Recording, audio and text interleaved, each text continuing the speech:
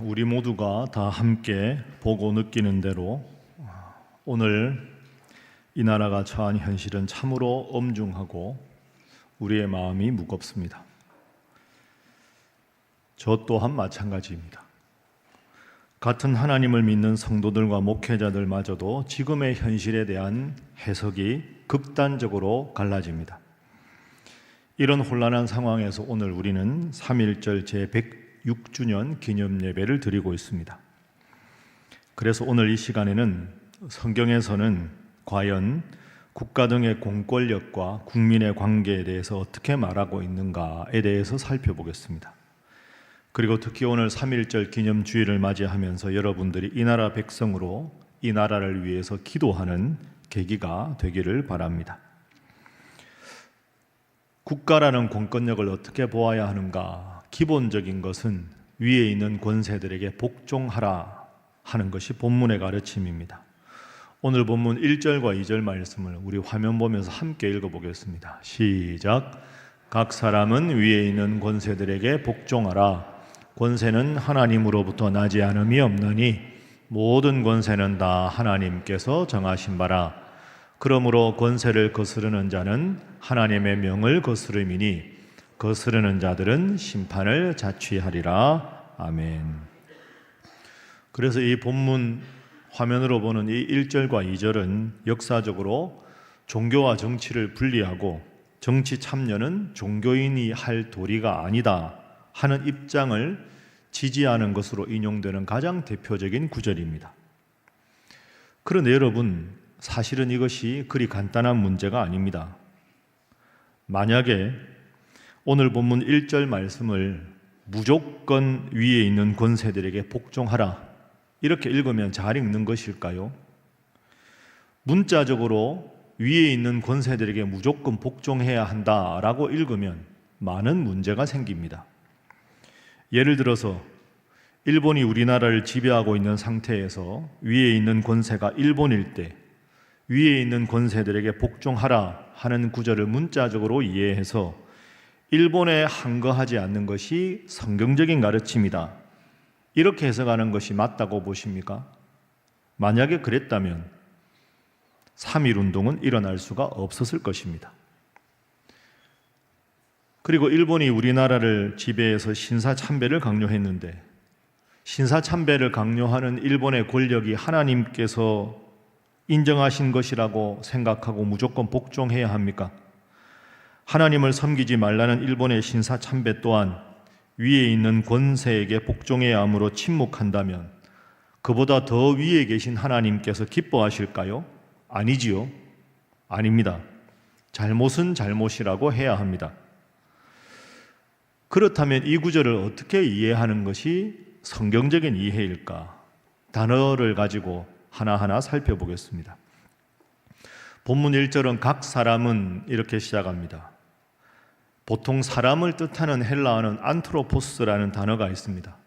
그런데 오늘 각 사람은 할 때 사람을 뜻하는 단어는 사도 바울은 의도적으로 안드로포스가 아니라 프시케라는 단어를 씁니다. 프시케라는 단어는 문자적으로 마음이라는 뜻입니다. 그러니까 본문 말씀 1절은 각 사람은 자발적으로 기꺼이 위에 있는 권세들에게 복종해야 한다 이렇게 읽어야 합니다. 그러면 위에 있는 권세들은 무엇일까요? 그리스는 남성형과 여성형이 있습니다. 그런데 이 권세들이라는 단어를 원문으로 찾아보면 남성형이 아니라 여성형으로 되어 있습니다. 만약에 위에 있는 권세들을 할 때 권세들이 남성형으로 되어 있다면 그것은 정치를 하는 위정자들을 뜻합니다. 그런데 권세들이 여성형으로 되어 있습니다. 이 말은 국민들이 국가에 복종한다고 할 때 복종의 대상이 엄밀하게 말하면 위정자가 아니라 통치기구인 정부라는 뜻입니다. 그래서 1절을 원문과 오늘의 현실에 맞게 정확하게 풀이해서 읽어본다면 다음과 같습니다. 모든 국민은 마음으로 통치자 개인이 아니라 통치 권력, 정부의 지위를 인정하고 자발적으로 그 권위에 복종해야 한다. 그러므로 이 구절을 오늘 우리에게 적용한다면 우리 모두는 대한민국의 국민으로서 국가 체제를 부정한다거나 체제를 전복시키려는 시도를 해서는 안 되며, 또한 그러한 시도에 결코 동조해서는 안 된다는 뜻으로 풀이할 수 있습니다. 그리고 나아가서 대한민국이라는 체제를 인정하고 복종하는 것이 국민의 의무라면 합법적이고 정상적인 방식에 의해 선출된 대통령과 국회의원, 국가의 모든 위정자들에게 복종하는 것이 당연합니다. 그들은 하나님께서 국민을 섬기는 청지기가 되라는 뜻에서 그들에게 하나님의 권한을 위탁하셨기 때문입니다. 자, 그렇다면 다시 처음의 질문으로 돌아갑니다. 그러면 대통령을 위시한 정치 지도자들의 모든 명령에 무조건 순종해야 할까요? 예를 들어 일제가 강요한 신사참배나 전 세계를 전쟁으로 몰아넣은 독일의 히틀러 정권 등의 잘못된 경우에서 보듯이 정치 지도자가 국민을 바른 길로 인도하지 않을 때는 어떻게 해야 합니까? 우리는 역사를 통해서 정치 지도자가 바로 서지 않았을 때 우리 국민이 받았던 상처와 좌절, 울분을 뼈저리게 느껴왔지 않습니까? 자, 그렇다면 정치를 하는 위정자들은 하나님 앞에 어떤 태도를 가져야 할까요? 위정자들은 어떤 위정자가 되어야 하느냐? 이 질문에 대한 대답이 3절부터 5절에 나옵니다. 제가 말씀을 한번 읽어보겠습니다.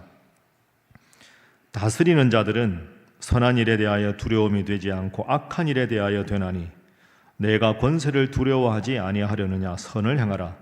그리하면 그에게 칭찬을 받으리라. 그는 하나님의 사역자가 되어 내게 선을 베푸는 자니라. 그러나 내가 악을 행하거든 두려워하라. 그가 공연히 칼을 가지지 아니하였으니 곧 하나님의 사역자가 되어 악을 행하는 자에게 진노하심을 따라 보응하는 자니라. 그러므로 복종하지 아니할 수 없으니 진노 때문에 할 것이 아니라 양심을 따라 할 것이라. 아멘.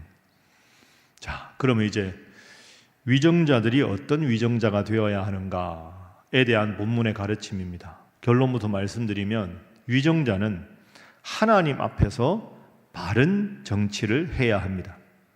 국민들에게 복종을 강요하기 전에, 요구하기 전에 위정자가 하나님 앞에 바로 서는 것이 중요합니다.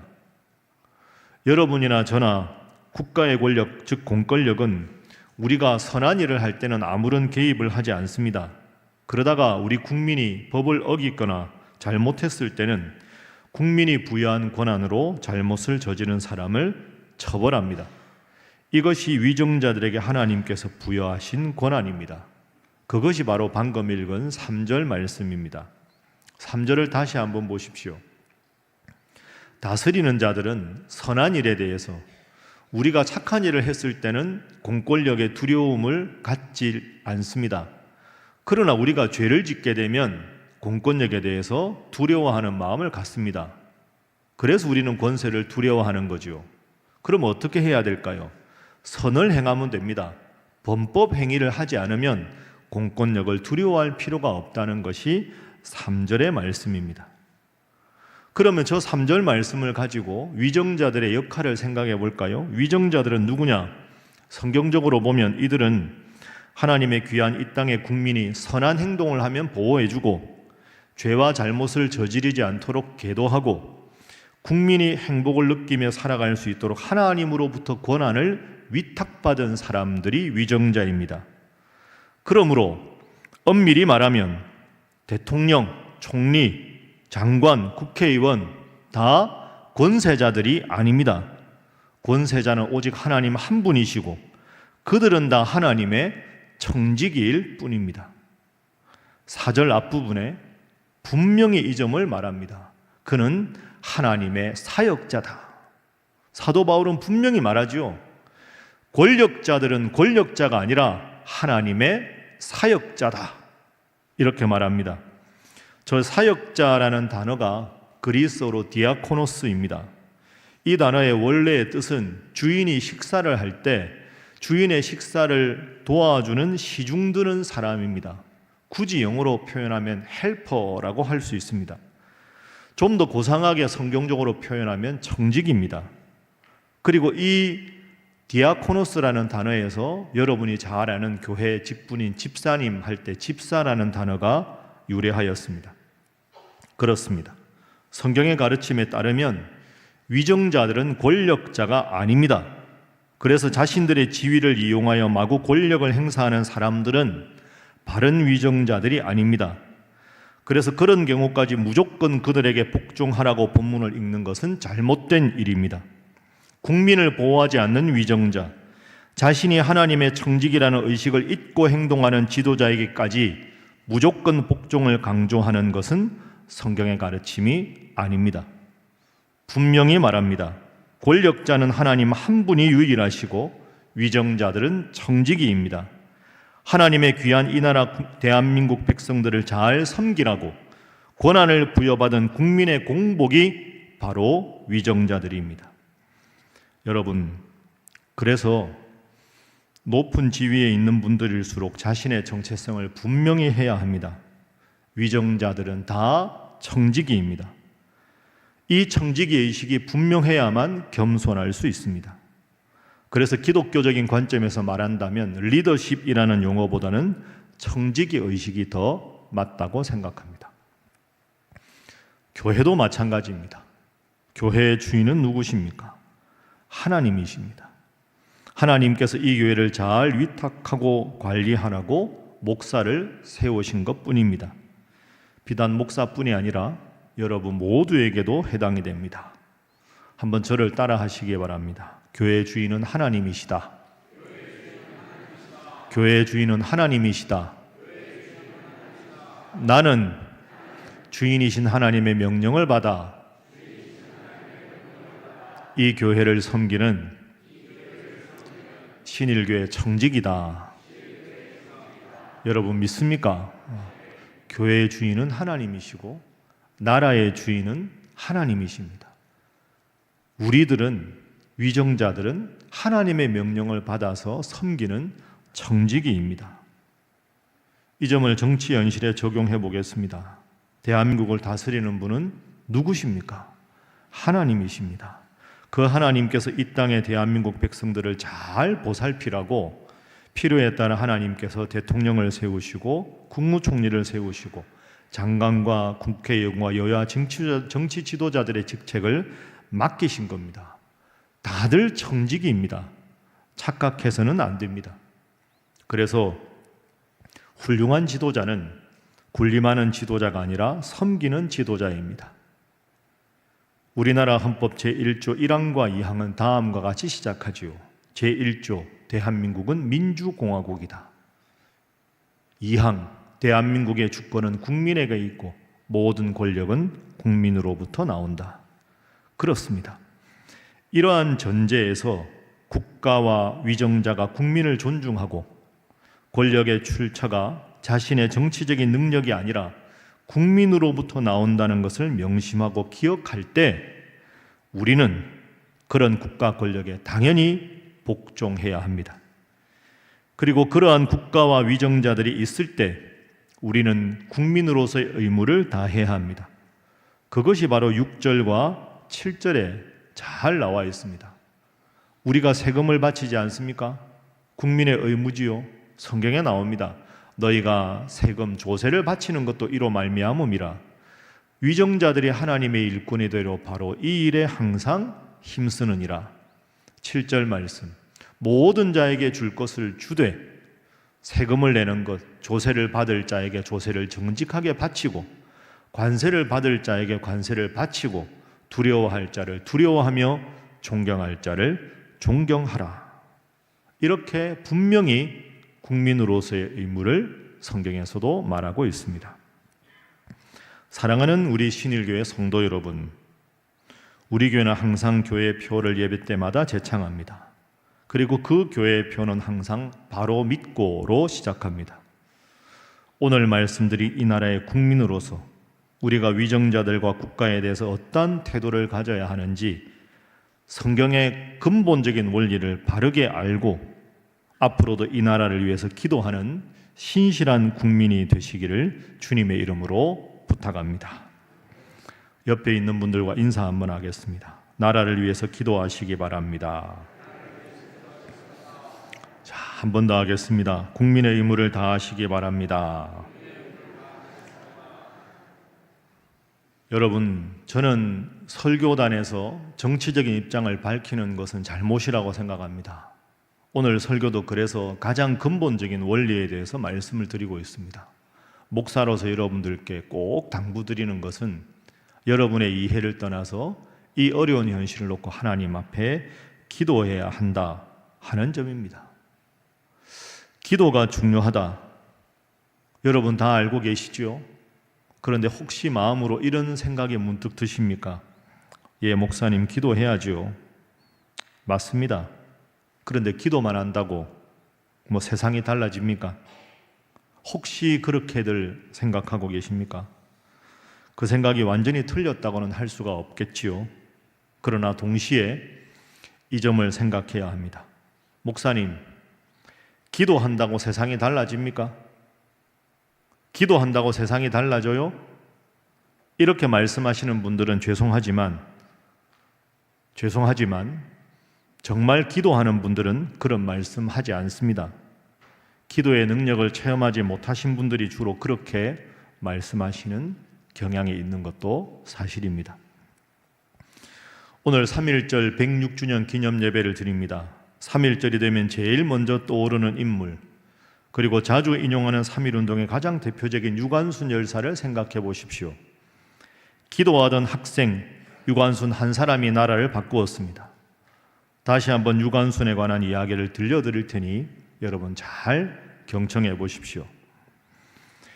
유관순은 1902년 12월 16일 충남 천안에서 유중권과 이소재 오남매 중에 둘째 딸로 태어났습니다. 할아버지와 작은아버지가 기독교를 받아들이고 후에 그의 아버지 유중권 또한 기독교인이 되었습니다. 1908년에는 지령교회라고 하는 교회를 세우기도 합니다. 이런 신앙적인 배경에서 유관순은 선교사들의 소개와 도움으로 이화학당에 진학하게 됩니다. 3.1운동이 일어났던 1919년은 유관순은 이화여자고등보통학교 2학년 만 17살이었는데 이 어린 여고생이 독립운동에 적극적으로 참여한 것입니다. 탑골공원 시위에도 참여했고 일제가 휴교령을 내리자 3월 13일 고향으로 내려와서 자신이 함께 신앙생활을 했던 매봉교회 교인들과 함께 만세 시위를 준비합니다. 유관순은 천안 시위 날짜를 아원의 장날이 서는 4월 1일로 정하고 여러 지역을 다니며 만세운동에 함께할 것을 독려합니다. 그리고 그 역사적인 4월 1일이 되기 전 3월 31일 가까운 매봉산에 올라서 하나님 앞에 기도를 드립니다. 거사 하루 전날 유관순의 기도입니다. 오 하나님이시여, 이제 시간이 임박하였습니다. 원수 외를 물리쳐 주시고 이 땅에 자유와 독립을 주소서. 내일 거사할 각 대표에게 더욱 용기와 힘을 주시고 이 민족의 행복한 땅이 되게 하소서. 주여 같이 하시고 이 소녀에게 용기와 힘을 주옵소서. 대한독립 만세, 대한독립 만세. 정말로 10대 소녀의 기도문이라고 보기 힘들 정도의 간절함이 묻어있는 기도입니다. 그리고 마침내 4월 1일에는 무려 3,000명이 모여들어서 독립만세운동을 벌였습니다. 그러나 안타깝게도 이 일로 유관순은 일제의회 감옥에 갇혀서 모진 고문을 받습니다. 그러다가 결국 천안에서 공주에서 서대문 형무소로 이감되어 옥고를 치르던 중에 1920년 9월 28일 감옥 안에서 순국하게 됩니다. 그녀의 1차적인 사인은 일본 경찰의 모진 고문에 의한 방광파열이었습니다. 18세의 소녀의 자궁 손상, 방광파열, 참 많은 생각을 하게 합니다. 그때 유관순은 눈을 감기 전에 이렇게 말했습니다. 내 손톱이 빠져나가고 내 귀와 코가 잘리고 내 손과 다리가 부러져도 그 고통은 이길 수 있사오나 나라를 잃어버린 그 고통만은 견딜 수가 없습니다. 나라에 바칠 목숨이 오직 하나밖에 없는 것만이 이 소녀의 유일한 슬픔입니다. 유관순이 하나님의 곁에 간 후에 후일 홍창석 목사님은 유관순의 신앙을 이렇게 평가하고 있습니다. 유관순은 교회를 사랑하다가 교회를 위해서 그의 생애를 제물로 바쳤다. 유관순은 요람에서부터 무덤까지 교회를 떠나본 일이 없었다. 유관순은 교회에서 나서 교회에서 자랐고 교회에서 배웠으며 만세운동을 하다가 죽어 교회가 그녀를 장사해 주었기 때문이다. 여러분 잘 아시는 대로 3.1운동 당시에 우리나라 총 인구는 2천만 명 정도였습니다. 그 중에 기독교인의 숫자는 학자들마다 다르지만 대략 약 20만 명, 1% 정도라고 말합니다. 그런데 당시 1%의 기독교인 중에 3.1운동 당시 민족대표 33인 중에 16분이 기독교인이었습니다. 그리고 그 당시로 교회가 가장 광범위한 지역 조직과 주민 동원력을 갖추고 있었기 때문에 교회가 3.1운동의 중심이 되었습니다. 3.1운동이 일어난 지 6개월 동안 체포된 사람들의 숫자가 19,525명이었습니다. 그 19,525명 중에 무려 17.6%가 기독교인이었습니다. 1%의 기독교인 중에 감옥에 수감된 17.6%가 기독교인이었다는 것은 우리 선배 신앙인이 얼마나 나라를 위해서 간절히 기도하던 분들이었는가를 우리에게 알려줍니다. 순교는 순국이요 기독교인은 애국자다. 이것이 당시 선배 신앙인들의 모습이었습니다. 이런 점을 생각해 본다면 오늘 우리의 모습은 어떠한가? 오늘날 한국 기독교는 어떤 모습을 보이고 있는가? 정말로 깊이 회개하고 성찰해야 합니다. 그래서 오늘 우리도 그분들처럼 이 나라를 위해서 기도해야 합니다. 1919년 당시 민족의 독립은 너무나도 멀어 보였습니다. 당시에도 일본이 우리나라를 억압하는 현실이 너무 힘들어 보이고 그 현실은 결코 변하지 않을 것으로 생각하는 사람들이 많았습니다. 그래서 당시에도 어떤 사람들은 기도 응답이 지체되고 불의가 횡행하는 것을 보면서 기도에 회의심을 가지고 의심을 품고 기도가 무슨 소용이냐는 생각이 들었을 수도 있습니다. 그러나 당시 신앙의 선배들은 정말로 조국의 독립을 위해서 예배당에서 기도하였고 길거리로 뛰쳐나와 태극기를 흔들면서도 기도하였습니다. 그러나 그 열매는 바로 나타나지 않았습니다. 그 3.1운동으로 우리나라의 독립이 바로 이루어진 것이 아니라 36년간의 모질고 아픈 세월을 견뎌야만 했습니다. 그래서 3.1운동이 아무런 의미가 없었습니까? 결코 그렇지가 않습니다. 분명히 기억하십시오. 제가 작년에도 이 말씀을 드렸습니다. 1919년에 3.1운동이 있었기에 1945년에 8.15 광복이 있었고 1945년에 8.15 광복이 있었기에 오늘의 이 2025년에 대한민국이 있을 수 있는 것입니다. 이 점을 꼭 기억하십시오. 우리가 선배 신앙인들처럼 나라를 위해 기도해야 하는 이유가 바로 여기에 있습니다. 여러분, 기도는 결코 나약한 사람들의 자기 합리화가 아닙니다. 아무도 보지 않는 골방에서도 눈물을 삼켜가며 기도하는 것, 그것도 애국의 좋은 방법입니다. 한 손에는 성경을, 한 손에는 신문을 들고 현실을 직시하고 그 현실을 가슴 아파하며 기도하는 것, 그 또한 진정한 기독교인입니다. 오늘 본문 로마서의 저자 사도 바울은 로마서 9장 1절부터 3절에서 자신의 동족 유대인을 향한 사랑을 이렇게 고백하고 있습니다. 사도 바울의 나라 사랑의 목소리를 들어보십시오. 내가 그리스도 안에서 참말을 하고 거짓말을 아니하노라. 나에게 큰 근심이 있는 것과 마음에 그치지 않는 고통이 있는 것을 내 양심이 성령 안에서 나와 더불어 증언하노니 나의 형제 곧 고륙의 친척을 위하여 나 자신이 저주를 받아 그리스도에게서 끊어질지라도 원하는 바로라. 나의 형제 곧 고륙의 친척을 위하여 나 자신이 저주를 받아 그리스도에게 끊어질지라도 그들을 위해 기도하고 그들의 구원을 위해서 애쓰겠다. 사도 바울의 음성입니다. 오늘 이 마음이 이 가슴 아픈 시국과 현실을 바라보는 여러분의 마음이 되고 그 마음을 승화시켜 하나님 앞에 간절히 눈물로 기도하는 성도들이 되시기를 주님 이름으로 부탁합니다. 기도하겠습니다. 우리 각 개인의 삶과 이 나라와 역사를 주관하시는 능력의 주님, 저희들은 연약하여 늘 기도한다고 하면서도 쉽게 체념하곤 합니다. 주님, 저희를 불쌍히 여겨 주옵소서.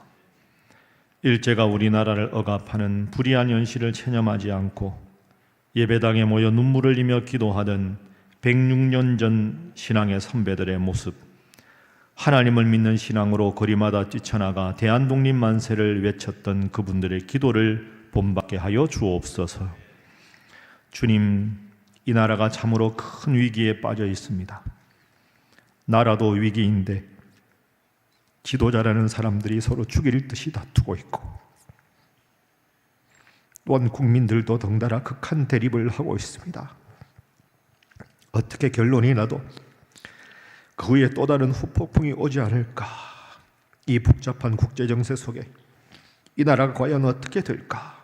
수많은 걱정이 앞섭니다.